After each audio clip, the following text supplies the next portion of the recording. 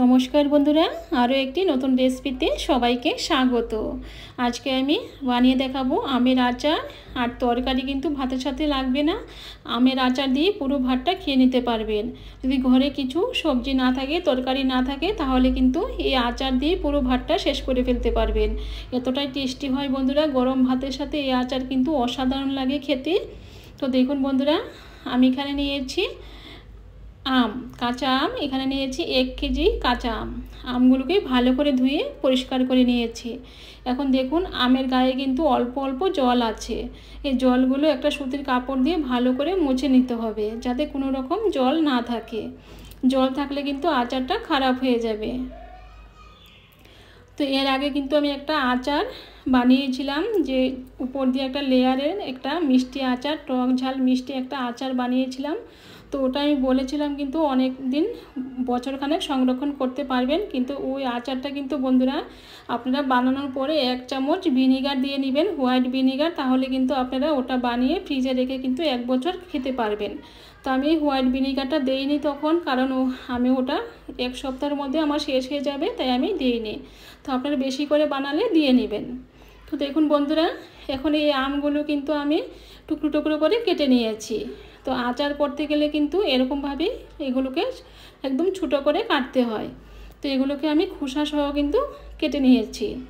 এখন আমি চুলায় বসিয়ে দিয়েছি একটা কড়াই। এখন এই কড়াইতে আমি দিয়ে দেবো 1/2 লিটার সর্ষে তেল। এই সর্ষে তেলটা কিন্তু দিয়ে বানালে এই আচারটা খুবই সুস্বাদু হয়। আর সর্ষে তেল তো আমাদের শরীরের জন্য খুবই ভালো।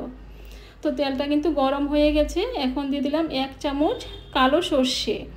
তো এখন আমি গ্যাসটাকে বন্ধ করে দেব। তেলটা কিন্তু গরম হয়ে গেছে। তো এখন গ্যাসটাকে বন্ধ করে দিয়েছি। আর গ্যাসটা কিন্তু চালানো থাকলে কিন্তু সর্ষেটা পুড়ে যাবে, খেতে কিন্তু ভালো লাগবে না, তেতো লাগবে। তো ওটাকে আমি গ্যাসটা বন্ধ করে দিয়েছি। এখন তেলটাকে ঠান্ডা করে নেব। আর এখানে আমি আবার একটা প্যান বসিয়ে দিয়েছি আর দিয়ে দিলাম 1/2 বাটি কালো সর্ষে। এবং সর্ষেটাকে একটু হালকা করে ভেজে নেব। খুব একটা কিন্তু কড়া কড়া ভাজা যাবে না, কড়া করে ভাজলে কিন্তু ওটা তেতো লাগবে। একটু হালকা করে ভেজে নেব। তো দেখুন বন্ধুরা, একটু হালকা করে কিন্তু আমি ভেজে নিয়েছি। এখন গ্যাসের চুলাটাকে আমি বন্ধ করে দেব। তো গ্যাসের চুলাটা কিন্তু আমি বন্ধ করে দিয়েছি। এখন এই সর্ষেগুলোকে আমি ঠান্ডা করে নেব।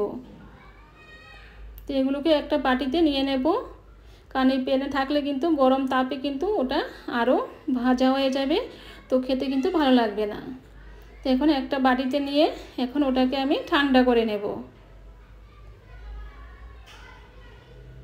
তো বাটিতে নিয়ে নিয়েছি। এখন ওটাকে আমি পুরো একদম ঠান্ডা করে নিয়েছি। ওটা কিন্তু ঠান্ডা হয়ে গেছে। এখন ওটাকে আমি একটা পাউডার বানিয়ে নেব। তো আমি এখানে একটা জারে নিয়ে নিলাম। এখন ওটাকে পাউডার বানিয়ে নিয়ে আসব। তো দেখুন বন্ধুরা, একটা পাউডার কিন্তু বানিয়ে নিয়েছি। এখন ওটাকে বাটিতে নিয়ে নেব। তো এখন ওটাকে সাইডে রেখে দেব, ওটা আমার পরে কাজে লাগবে। তো এখানে যে আমগুলো কেটে রেখেছিলাম, এখন এই আমগুলোর সাথে কিছু উপকরণ মেশাবো। এখানে নিয়েছি 1 বাটি কাশ্মীরি রেড চিলি পাউডার। আর দিয়ে দেবো 1 চামচ রসুনের পাউডার। এখন দিয়ে দেবো যে সর্ষেটা আমি পাউডার বানিয়ে রেখেছিলাম, এখান থেকে 2 চামচ দিয়ে দিলাম। এখন দিয়ে দেবো 1 চামচ আদার পাউডার। আর দিয়ে দেবো 1/2 বাটি লবণ।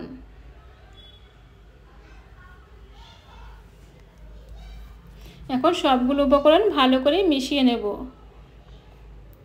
তো বন্ধুরা, যে আদা রসুনের যে পাউডারটা, ওটা কিন্তু আমি ঘরেই বানিয়েছিলাম। তো আপনারা কিন্তু রেসিপিটা দেওয়া আছে, তো ইচ্ছা করলে কিন্তু আপনারা গিয়ে দেখতে পারেন। তো এই আচারে কিন্তু একদম শুকনো শুকনো জিনিসই দিতে হবে, কোনো রকম কিন্তু জল দেওয়া যাবে না। তো একটু আদা আর রসুনের পাউডার দিতে পারলে কিন্তু গন্ধটা সুন্দর আসবে, খেতেও কিন্তু খুবই সুস্বাদু হবে। তো সবগুলো উপকরণ ভালো করে মিশিয়ে নিয়েছি। এখন তেলটা কিন্তু ঠান্ডা হয়ে গেছে। এখন এই তেলটা আমি এই আমের উপরে দিয়ে দেব।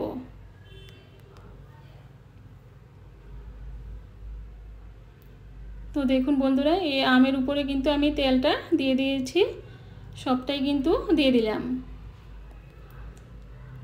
এভাবে কিন্তু বন্ধুরা আপনারা আমের আচার বানিয়ে 1 বছর না 2 বছর কিন্তু খেতে পারবেন। এরকমভাবে বানিয়ে একটা এয়ারটাইট কন্টেনারে ভরে, কাচের বয়ামে ভরে কিন্তু আপনারা রেখে দিলে কিন্তু ফ্রিজের দরকার নেই, কিন্তু বাইরেই কিন্তু রেখে আপনারা খেতে পারবেন।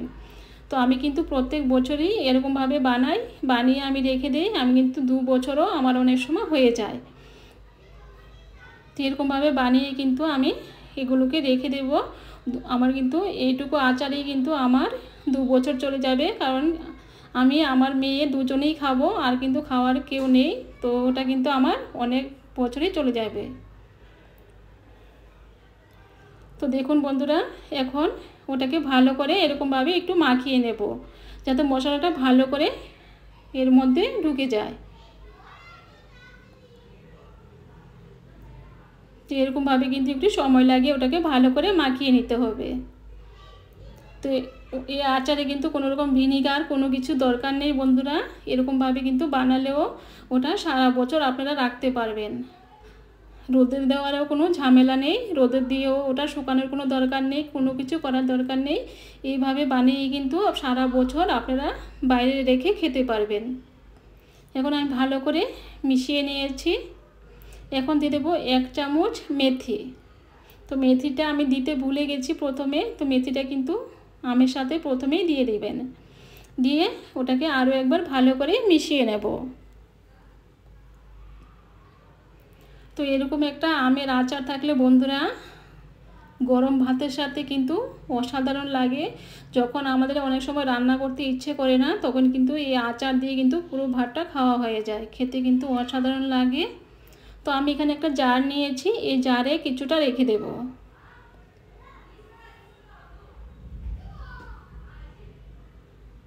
তো দেখুন বন্ধুরা, আমি কিন্তু এরকমভাবে অল্প অল্প করে এই জারে নিয়ে নিচ্ছি। তো পুরোটা কিন্তু এই জারে হবে না, বাকিটা আমি পরে অন্য পাত্রে রাখবো। তো এখন ওটাতে কিছু রাখছি। এখন যে সাইডে কিছু লেগে আছে এগুলোকে একটু টিস্যু পেপার দিয়ে ভালো করে একটু মুছে নেব। এখন ঢাকনাটা বন্ধ করে দেব। এখন ওটাকে আমি রেখে দেব সাইডে। তো আপনাদেরকে বন্ধুরা আমি 3 দিন পরে দেখাচ্ছি ওটা কীরকম হয়েছে। 3 দিন এরকমভাবে আমি ঢাকা দিয়ে রেখে দেব, আমি একদম ধরবো না ওটাকে। তো এখন আলাদা জায়গায় একটা রেখে দেব, ভালো জায়গায়। আর এখানে যে বাকি আমটুকু আছে সেই আমগুলোকেও কিন্তু আমি ঢাকা দিয়ে রেখে দেব। তো ওটাকে আরও একবার একটু ভালো করে মিশিয়ে নিয়েছি।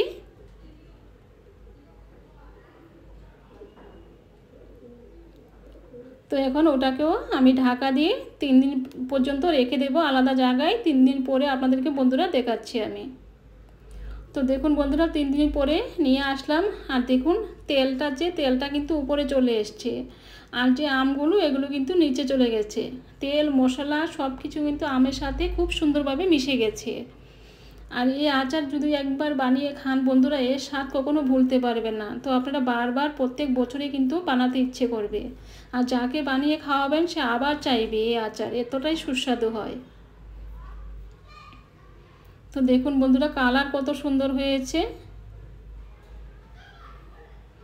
তো এরকমভাবে কিন্তু আমি ওটাকে ঢাকা দিয়ে রেখে দেব। আমার যখনই দরকার পড়বে তখন কিন্তু আমি ওটাকে নিয়ে খাবো। আর ওটা কিন্তু খুবই সুস্বাদু হয়, আমার তো খুবই ভালো লাগে, গরম ভাতের সাথে খুবই ভালো লাগে। তো বন্ধুরা আপনারাও এরকমভাবে বানিয়ে খেয়ে দেখবেন, খুবই ভালো লাগবে। তো এখন ওটাকে আমি রেখে দেব। এখন যে বাটিটা দেখুন বন্ধুরা, ওটাও কিন্তু কালার পুরো চেঞ্জ হয়ে গেছে, আর তেলটা কিন্তু একদম সাইডে চলে এসছে, উপরে চলে এসছে। তো ওটাকে আরও একবার একটু ভালো করে মিশিয়ে নেব। তো দেখুন কত সুন্দর কালার এসছে। তো এরকমভাবে কিন্তু এখন ওটাকে কিন্তু এরকমভাবে বাটিতে রাখা যাবে না, তো ওটাকে আমি একটা অন্য পাত্রে নিয়ে নেব। তো আমাদের ঘরে কিন্তু আমরা যে বাজার থেকে অনেক সময় আচার কিনে খেয়ে থাকি, সেই আচারের কিন্তু অনেক বয়াম কিন্তু থাকে ঘরে, কাচের এরকম দেখুন এরকম কাচের কিন্তু পাত্র থাকে। তো এই কাচের পাত্রে কিন্তু আমি রেখে দেব। তো এই কাচের পাত্রগুলো কিন্তু আমি ভালো করে ধুয়ে পরিষ্কার করে নিয়েছি। তো এখন এই কাচের পাত্রে আমি রেখে দেব।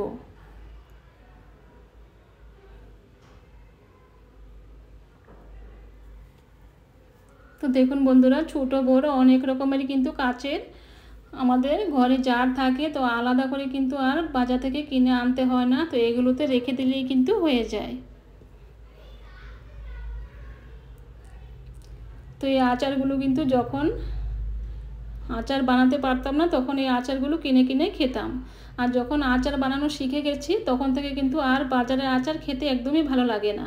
তখন মনে হয় যে বাজারের আচার আর কিনবো না, ঘরেই বানিয়ে খাবো। তো ঘরের আচারই খেতে এখন ভালো লাগে, আর বাজার থেকে কিনতে ইচ্ছেই করে না। তো এখন একটা টিস্যু পেপার দিয়ে একটু সাইডগুলো মুছে নিলাম, যেগুলো একটু এক্সট্রা লেগেছিলো। তো এখন ওটাকে এরকমভাবে বন্ধ করে আমি রেখে দেব। তো দেখুন বন্ধুরা কত সুন্দর কালার এসছে, একদম দোকানের থেকেও কিন্তু অনেকটাই সুন্দর। এখন এই বয়ামে কিন্তু আমি রেখে দেব।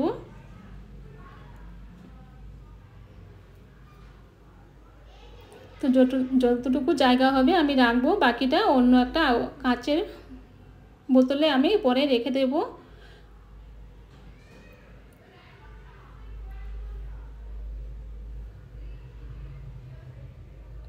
তো দেখুন বন্ধুরা এখন ওটাও কিন্তু আমি এরকমভাবে ভরে রেখে দিয়েছি। এখন সাইডগুলোকে একটা টিস্যু পেপার দিয়ে একটু মুছে নেব। মুছে এখন ওটাকে মুখটাকে বন্ধ করে রেখে দেব। তো দেখুন বন্ধুরা আমি কিন্তু এগুলোকে এরকমভাবে বানিয়ে সবগুলো সারা বছরে কিন্তু এরকমভাবে রেখে দিই, আর বাইরেই রেখে দেবো। আমি কিন্তু কোনো রকম ফ্রিজে কিন্তু রাখবোই না এগুলোকে, এগুলো কিন্তু ফ্রিজে রাখা যাবে না, বাইরেই রাখবেন, একদম খারাপ হবে না। তো দেখুন বন্ধুরা আর এই বাটিতে কিন্তু একটু আচারের যে তেলটা ওটা কিন্তু লেগে আছে, ওটা কিন্তু ফেলবো না। তো এখানে কিন্তু আমি সামান্য একটু ভাত নিয়ে নিয়েছি। তো আপনাদেরকে দেখাচ্ছি যে আচারটা দিয়ে কিন্তু ভাত খেলে কতটা সুন্দর হয় আর কতটা টেস্টি হয়। তো দেখুন বন্ধুরা ভাতের কালার কি চলে এসছে।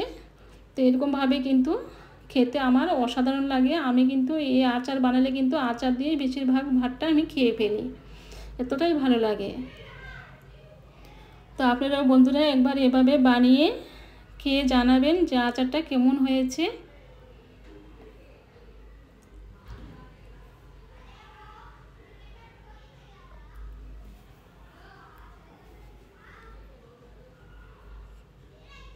তো দেখুন বন্ধুরা খুবই সুস্বাদু বন্ধুরা। তো আজকে এ পর্যন্তই, আবার দেখা হবে অন্য কোনো রেসিপিতে। নমস্কার।